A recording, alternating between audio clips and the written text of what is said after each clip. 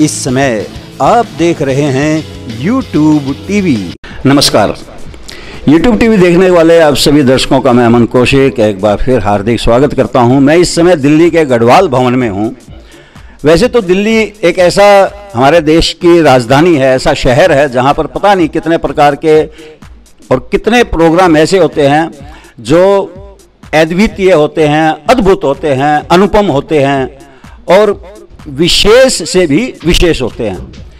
ऐसा ये कार्यक्रम आज गढ़वाल भवन में आयोजित किया गया, जहां पर हिंदुस्तान के विभिन्न शहरों के उन व्यक्तित्वों को सम्मानित किया गया है जिन्होंने अपने अपने क्षेत्र में वो मुकाम हासिल किया है जिसका यदि बखान करना शुरू करें तो एक बहुत लंबा चौड़ा ग्रंथ लिखा जा सकता है। और इस अवसर पर उन सभी व्यक्तित्वों को संबोधित करने के लिए हमारे भारत के एक बहुत बड़े व्यक्तित्व मिस्टर PS राठौड़ जी यहाँ पर आए हुए थे, जिन्होंने उनको मोटिवेट किया अपने शब्दों से, अपने भावों से, अपने जीवन के एक्सपीरियंस से और अपने ज्ञान से। उनको एक ऐसा रास्ता दिखाया है, एक ऐसा मार्ग बताया है, यदि उस पर वो चलेंगे तो डेफिनेटली अपने जीवन में और भी अनंत ऊंचाइयाँ पाएंगे।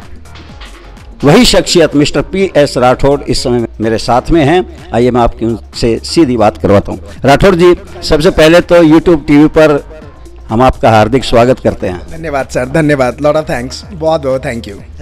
राठौड़ जी, मतलब मैं जो सबसे पूछता हूँ वही आपसे पूछूंगा। जी सर। आप जिस क्षेत्र में अभी हैं, इस क्षेत्र में आपके आने की शुरुआत कैसे हुई? देखिए सर, मैं हमेशा एक बात कहता हूं कि जीवन का कोई भी क्षेत्र है, जब दिल से एक आवाज़ आती है कि यहाँ जाना चाहिए तो रास्ता खुद ब खुद बनने लगते हैं और खुद ब खुद होने लगते हैं। हमारे लिए भी ऐसा था। और जब मैंने शुरुआत करी यहाँ से आने से तो खास करके जब मैं गढ़वाल की बात कहूँ, मैं उत्तराखंड की बात करूँ, तो मुझे याद है वो दिन कि मेरी ये यात्रा, मोटिवेशन की यात्रा शुरुआत ऋषिकेश से हुई। अच्छा। ऋषिकेश से हुई जब पहली बार मुझे बुलाया गया एक कॉलेज में बोलने के लिए, और बोलने के बाद बच्चों ने रोने शुरू कर दिए, गले मिलना शुरू कर दिया। फिर मैंने देखा यार मैंने क्या बोला ऐसा। फिर मैंने बोला प्रभु ने ये रास्ता मेरे लिए बनाया है। और मेरे लिए सबसे बड़ी चैलेंज थी कि कई बार लोग नए रास्ते अपनी कमाई के लिए करते थे, लेकिन मोटिवेशनल स्पीकर बनने के पहले प्रभु ने इतनी धन दौलत इतने दे रखे थे कि पैसे के लिए कुछ करने की जरूरत नहीं थी। Money was not a need. तो वो जो आपने क्वेश्चन पूछा कि क्या है, और मैं बहुत लोगों को बोलता हूँ और सिवा ट्रांस में ले जाके बोलता हूँ, वहाँ सर्च करो, कोई एक ऐसी चीज़ है जो आपको बुला रही है, जो करने के लिए बुला रही है। एक बार जंप कर जाओ, दौलत, धन, शोहरत सब कुछ खुद आएगा, भागने की ज़रूरत नहीं पड़ेगी। धक्के मिलेंगे, गिरेंगे भी, अकेले में रोना भी पड़ेगा, लेकिन वो रोना ही रास्ता प्रशस्त करेगा कि आगे चलना कितनी इंटेंसिटी से है। मैंने इसमें 26 साल तपस्या की है, इस विषय पर साधना की है। मैं आपकी बात के मर्म को समझ सकता हूं और मैं हमारे दर्शकों को भी बताऊंगा कि कुदरत हमसे जो करवाना चाहता है वो हमें उसका संकेत देता है, सिग्नल देता है। उस संकेत को जो लोग लाभ हानि के बिना एक्सेप्ट कर लेते हैं वो PS राठौड़ बन जाते हैं, वो हरीश रावत बन जाते हैं। और उस समय जो घटा भाग गुणा करते हैं ना, वो फिर कहाँ विलुप्त हो गए पता नहीं। तो आपको एक प्रकृति ने संकेत दिया और आज आप उसके मास्टर हैं, वर्ल्ड में आपका नाम है। मैं आपके सुखद भविष्य की बहुत बहुत हार्दिक शुभकामनाएं देता हूँ। राठौड़ जी, जब आपको कहीं पर लोग बुलाते हैं, थोड़ा सा अलग तरह से इंटरव्यू होगा, तो एक वक्ता जो है वो सबकी आंखों में आंखें मिलाता है, सबके चेहरे को देखता है, तो उनमें से अधिकतर लोग तो खुश होकर ही जाते हैं, पर कुछ लोग ऐसे भी होते हैं जो मतलब उनको तो ब्रह्मा विष्णु महेश भी नहीं समझा सकता। तो उन दोनों के कंपैरिजन में इस प्रकार के लोग, मतलब जो उनके जीवन में एक अवसर आया कि आप जैसे शख्सियत ने उनको रास्ता दिखाया पर वो नहीं एक्सेप्ट कर पा रहे, उनके विधि के विधान में है या उनके कर्म ऐसे हैं, तो इन दोनों की तुलना में चाहूँगा आप अपने शब्दों से करें उस व्यक्ति की जो संतुष्ट होकर गया है, तब आपको कैसा लगता है, और एक आदमी जिसको आप संतुष्ट नहीं कर पाए, वो प्रोग्राम में आपको मतलब आप उसको समझाने की कोशिश कर रहे, नहीं समझ पा रहा, उसकी इन दोनों की तुलना आप किस, क्योंकि आप जब गाड़ी में जाते हैं, घर पे जाते हैं, तो आपको दोनों व्यक्ति तो याद तो आते हैं। आप सवाल समझिए, एक आदमी आपके प्रोग्राम से पूरी तरह से सेटिस्फाई नहीं हुआ और अधिकतर लोग सेटिस्फाई हुए हैं। तो उस समय आपकी क्या मनस्थिति रहती है? सर मैं सच बोलूं, दिल की गहराई से सच बोलूं, बहुत गंभीर सवाल है ये सवाल बहुत गंभीर है। और जीवन के शुरुआत में मैं फ्रस्ट्रेट होता था, छटपटाता था और मैं ये सोचता था हर व्यक्ति खुश होना चाहिए। आज मेरे मनोअवस्था क्या है? मैं जब स्टेज पे जाता हूँ ना तो शिव को सामने देखता हूँ और मुझे सिर्फ शिव दिखते हैं। अब विश्वास करें ना करें, बस सच्चाई ये है, मैं इनडिफरेंट हूँ कि कौन सा व्यक्ति खुश है और कौन सा व्यक्ति नाखुश है। मुझे कई बार लगता है अगर नाखुश भी है तो प्रभु ने उसको इसलिए नाखुश रखा है क्योंकि उसको समझ में नहीं आया। लेकिन उसकी खुशी और नाखुशी मेरी मनोदशा की दशा डिसाइड नहीं कर सकती। अब नहीं कर सकती। शुरुआत में दर्द होता था। एक और भी बात बताता हूं सर, दर्द क्या होता है, अभी भी होता है। अभी मैं गूगल का प्रोग्राम कर रहा था कुछ दिन पहले एंड ऐसा हुआ कि लास्ट समय में जो मेन व्यक्ति थे वो आए, मुझे हम लोगों को मैं आग पे चलाता हूँ। मतलब मेरे प्रोग्राम प्रेप टॉक नहीं होता सर, वो एक्टिविटी बेस्ड होता है। शिवा के ट्रांस में लेके जाता हूँ, आंखें बंद होती हैं और मैं विजुअलाइज कराता हूँ कि आप कौन हो और जो आप कर रहे हो वो क्यों कर रहे हो। हर चीज़ का एक कारण होता है। वो व्यक्ति लास्ट में आया, पहले तो ऐसे ही आया, छोरे यार चलते हैं, बहुत सारे मोटिवेशनल स्पीकर आते हैं, सुनते हैं। लास्ट मोमेंट में ही सेट मुझे फायरवॉक को चलना है। अब वो कंपनी का मालिक है वहाँ पे, मतलब मेन बंदा वहीं पे है। अब मैं ना बोलूँ तो भैया आगे का भी दिक्कत होगा।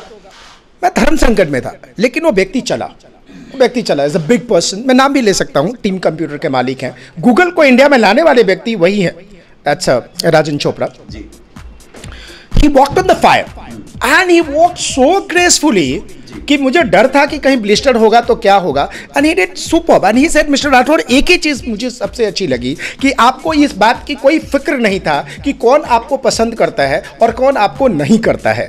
तो हम लोग का प्रोग्राम एक म्यूजिकल थ्रिलर होता है और उसमें सर थोड़े देर के बाद सबको पता चल जाता है कि I am not speaking for my self, I am speaking for something universe. उस यूनिवर्स से जिसने ले लिया वो ले लिया, नहीं लिया तो मेरे पास सर इतना भी टाइम नहीं होता कि मैं पीछे के बैच के बारे में सोचूं भी कि क्या हुआ था, क्योंकि प्रभु ने इतना काम दिया है, इतना काम। अब जैसे मैं आपको बताता हूं सर, अभी मैं यहाँ हूं तो आपने कैमरा से देखा होगा 100% मैं यहाँ हूं। फ्लावर भी देना है, सॉल भी देना है, विवेक जी से बात करनी है, वहाँ भी बातें करनी है। इस बात को ध्यान रखना है कि बिजनेस का प्रोग्राम है, ये कल्चर का प्रोग्राम नहीं है। इनको बोलना है लोगों को कि बिजनेस के बारे में बोलो, जाके बोल के आना है, राइट। मैं इस पे हूँ ना।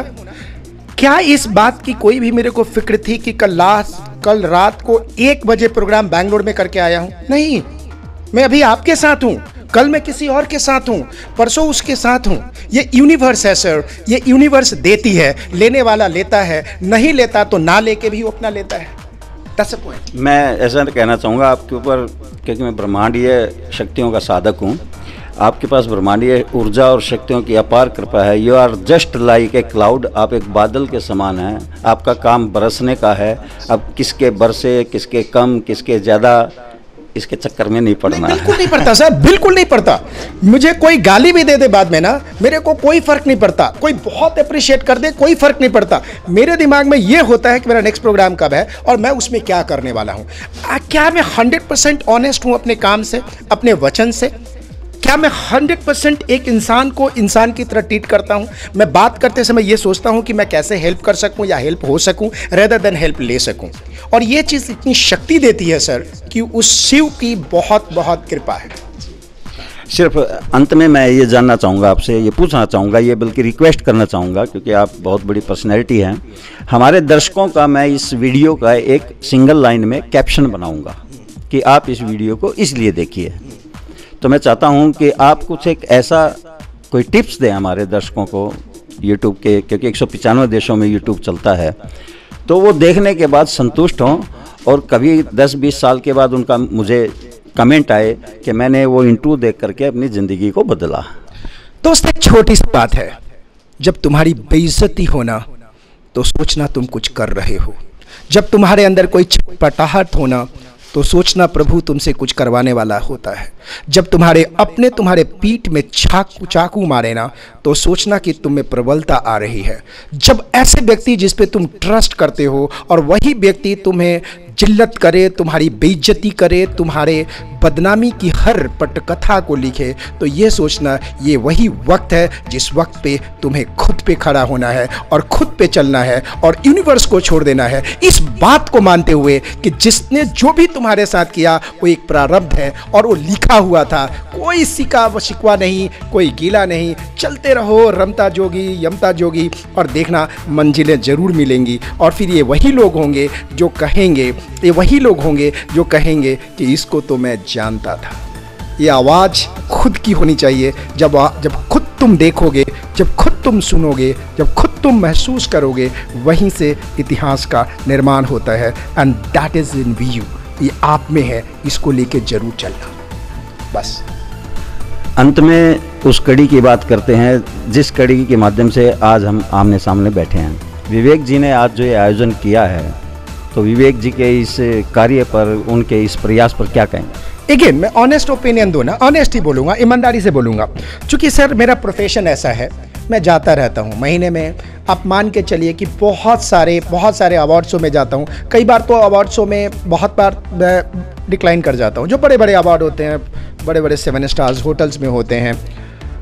लेकिन जो आज जितने लोग हैं उनको महसूस किया होगा कि लोगों में एक ऊर्जा था, एक फ्रीक्वेंसी थी, कि वेवलेंथ था।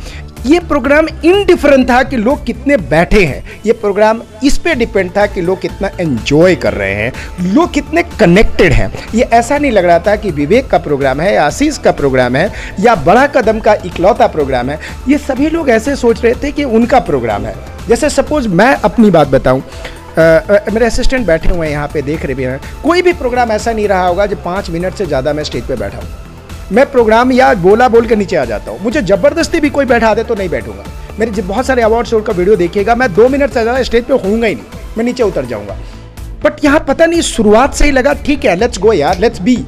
ये मत देखो कि सामने कितने हैं, ये बस देखना है कि जो लोग हैं उनमें ग्रेविटी कितनी है, अपनत्व कितना है, और वो feeling I. So I wish them all the best and I commit that Shiva will bless them कि जो शुरुआत हुआ उसकी जो आगाज़ आगे होंगे वो बहुत बड़े होंगे और बहुत अच्छे होंगे। क्योंकि ईमानदारी इनके व्यवहार में झलक रही थी, इसीलिए शिवा ने इस प्रोग्राम को इतनी सक्सेसफुल बनाया। ट्रस्ट मी सर, आपका वक्त ज़्यादा ले रहा हूँ मेरी डेफिनेशन है, प्रोग्राम की सफलता इस बात पर निर्भर नहीं करती कि कितनी बड़ी ऑडियंस है। प्रोग्राम की इस बात पे सफलता निर्भर करता है कि जो लोग आए हैं वो दिल से कितनी दुआएं देके जा रहे हैं। और मुझे लगा हर व्यक्ति के अंदर एक दुआएं थी। 100% एवरीबडी हैज़ अ ब्लेसिंग। कोई फर्क नहीं पड़ता कि अवार्ड देने वाला कहाँ है। बहुत बड़ी, थोड़ा सा अलग बोलूँगा, तभी प्रोग्राम में बोला था सारे एडल्ट हैं ना। बहुत सारे प्रोग्राम में आप देखोगे सज धज के मॉडल को रखा जाएगा कि अवार्ड देने जाना है, कोई फ्लावर देने जाना है। यहाँ पे हम लोग इतने नेचुरल थे कि शॉल क्यों देने जा रहा है कोई फ़र्क ही नहीं पड़ता। मतलब ये भाई जाके सामने कैमरा से जा रहे हैं, आप भी बोले भाई हट हट हट हट भी लगाए जा रहे हैं। और ये मज़ा आ रहा था। चाय पी लिया, देख वहाँ बड़े बड़े कैटरर रखे गए, चाय पी लिया, चाय के कप रखेंगे मिनिस्टर, अरे कौन रहा, मैं मिहिर, सारे खुद ही कप उठा के अंदर रख रहे हैं। That's the beauty of the program. जो मज़ा आया, जो नेचुरल था, अपनापन था। मैं देख रहा था, मैं बताना चाहूँगा, पृथ्वी थिएटर में मैं एक्टिंग कर रहा था। शशि कपूर की लड़की उसकी मालकिन है, संजना कपूर। तो एक आदमी ने वहाँ पर बाहर रेस्टोरेंट है, उसने चाय पी और कप रख दिया, वो ऊपर बैठती है। तो संजना कपूर आई और उसने वो कप उठाया। और मतलब मैं उस समय बॉम्बे 95 नया गया था, मतलब वो मैंने सीन मेरी आंखों से देखा। मैंने एक सीन आज भी देखा, विवेक जी, ये बिहाइंड द मतलब कैमरे में लेकिन रिकॉर्ड हुए हैं। मतलब राउत साहब ने जो भी प्राइज़ दिया है वो इन्होंने ही आगे उसको एक्सटेंड किया है। मैं देख रहा था, मैंने कहा देखो यार, मतलब यही मतलब एक बीज है ना, वो पेड़ तभी बनता है जब वो ज़मीन में गड़ता है। खुद ही को कर बुलंद इतना कि हर तदबीर से पहले खुदा बंदे से खुद पूछे बता तेरी रज़ा क्या है। तो आप इसी प्रकार से मैं चाहूँगा कि अपने आप को जड़ों से, ज़मीन से जोड़े रखिए। इसी प्रकार का आप भाव रखिए जीवन में। आपने इतना समय दिया, आपने बहुमूल्य शब्दों से हमारे दर्शकों का जो मार्गदर्शन किया, उसके लिए मैं शुक्रिया अदा करता हूँ। कभी फीस देने का लायक हुआ तो फीस भी दूंगा। बहुत बहुत धन्यवाद राठौर जी, बड़ी खुशी हुई आपसे मिलकर। Thank you so much sir, thank you so much. मज़ा आया आज, I enjoyed in fact. Thank you sir.